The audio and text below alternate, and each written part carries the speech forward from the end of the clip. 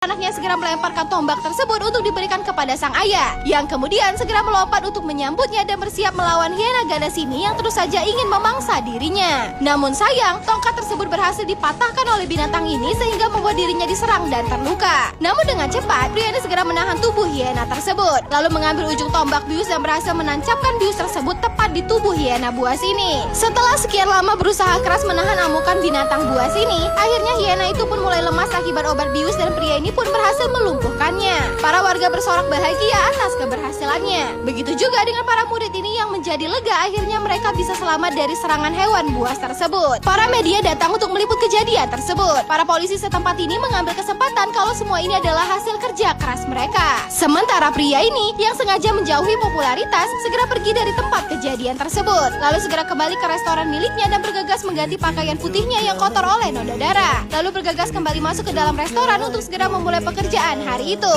dan bertingkah seolah tak pernah terjadi apa-apa. Sementara pemuda ini baru saja membobol sebuah rumah bersama ketiga orang komplotannya. Bahkan mereka menghabisi penghuni rumah tersebut dan menyandera salah seorang dari mereka dan terus melakukan penggeledahan untuk mencari barang-barang berharga di rumah tersebut. Sementara mereka menunggu kabar kalau pria tua di hadapan mereka ini adalah seorang target yang menjadi incaran mereka. Anjing pemilik rumah terus saja menggonggong. Pemuda ini kemudian keluar untuk menghampirinya, lalu memberinya makan agar anjing tersebut diam. Sementara rekannya di dalam menghabisi target incaran mereka bersamaan dengan pemuda ini yang juga menghabisi anjing peliharaannya. Kemudian dengan santai segera kembali ke dalam rumah sembari memantau keadaan sekitar. Pemuda ini menemukan sebuah pistol dari meja rias pemilik rumah, lalu segera mengambil pistol tersebut dan membawanya bersamanya. Sementara para rekannya yang lain sudah menunggu di mobil untuk segera pergi dari sana. Namun ketika pemuda ini akan pergi meninggalkan rumah tersebut, tiba-tiba dirinya melihat ada seorang anak gadis dari pemilik rumah yang sedang bersembunyi ketakutan, lalu segera menutup pintu kamar dan mendatanginya.